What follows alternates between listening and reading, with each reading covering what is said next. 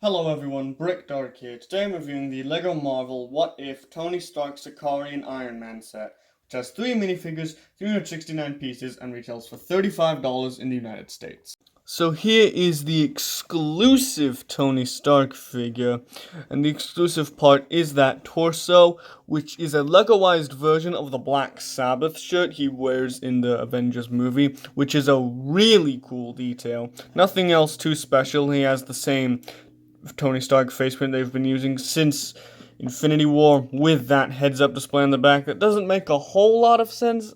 Maybe if he's piloting it makes a bit more sense, but you're probably going to want to keep it like this.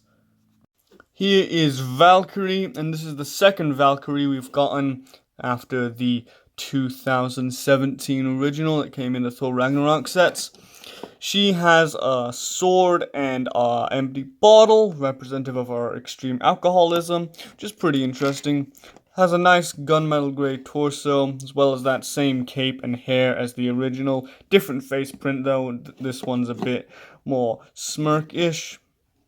On the back you can see a bit more printing there. Another nice figure, but I really do hope we get that white outfit at some point, since it's featured in both Thor Ragnarok and Endgame, and we still haven't gotten it, bar that picture in Bro Thor's New Asgard, so I hope we do get a white suit for her at some point. Finally, we have Utau the Watcher. I believe that's how you say his name. This is an interesting figure to get, since, at least in the 2 What If episodes so far, we haven't actually seen him like this. He always appears in his cosmic form, and I've seen some people say that he should have had Thanos' bigger head, which I wouldn't mind that. I think the figure looks fine like this. It might look a bit ridiculous with that big head. These are 2 different cloth pieces, and it's a bit of a pain to get both of them on and then put the head on. But yeah, this is just a nice bonus. I don't really think this figure is crucial to the set, since he never interferes with any of the timelines. But yeah, cool figure.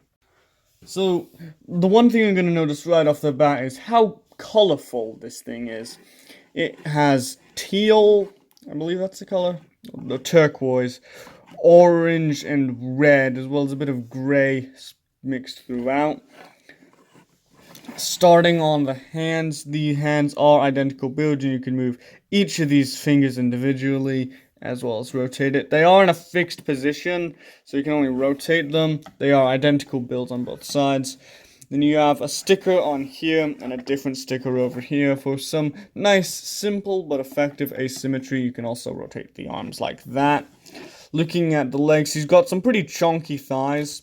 You have a sticker there for that groin area, as well as some more stickers here. You can move the feet like this, but can't really move them that much. You can move the legs as you please, as they are connected by the hinge joints, I believe they are. Also have some different colored Nexonite shields, which is pretty interesting. Looking at the main bit itself, I think this is the best part. You have this arc reactor, which is a sticker, and that's a little bit annoying to put on, but it's not too bad. I've put on worse stickers before. Got some more stickers throughout. You can push this down and reveal another sticker inside. And this is where you put Tony in.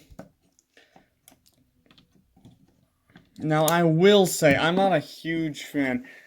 I mean, it looks fine. You can still see Tony through there in some angles. I didn't like how this initially looked, but I realized I hadn't pushed down the bit that this is connected to. And that is just a printed dome piece that's thankfully not printed. Well, I'm thankfully not a sticker.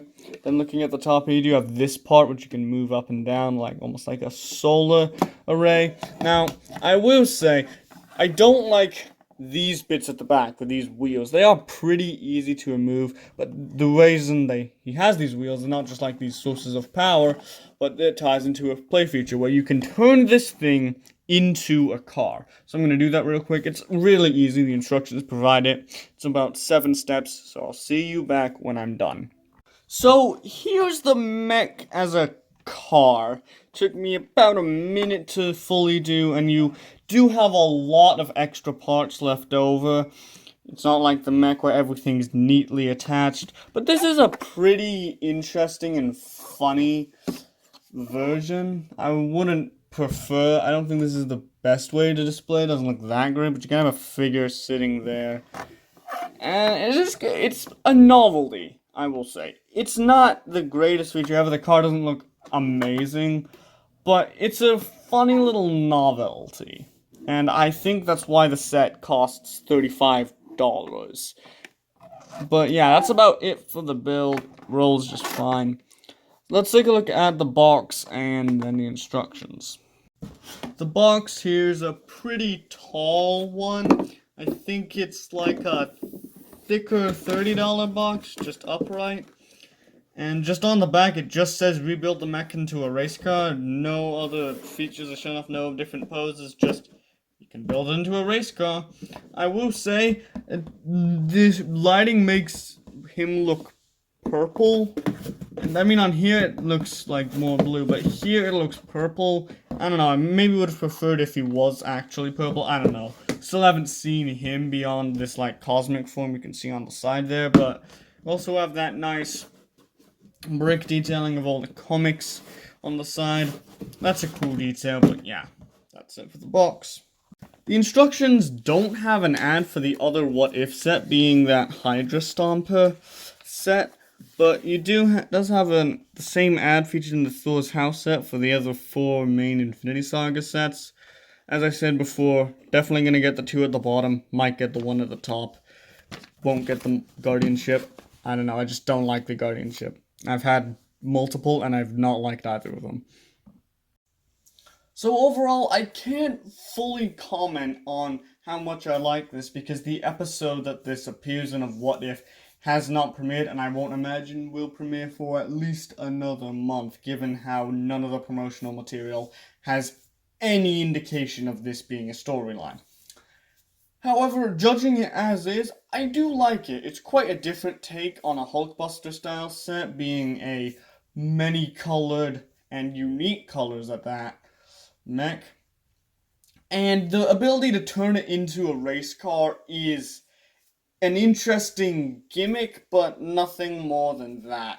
I don't think the race car is the best way to display it. I don't think it looks bad per se, it's just not what the set was made for. The set was made for this.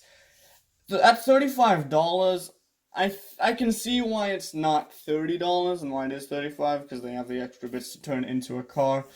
And the 3 exclusive minifigures are all quite nice. Overall, I would give this a 7.5 out of 10.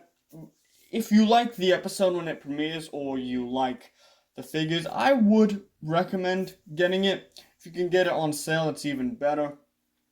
This is definitely a good set, but it's not one of the best Marvel sets of the summer, in my opinion. Anyways, that's it for this video. See you guys later. Peace.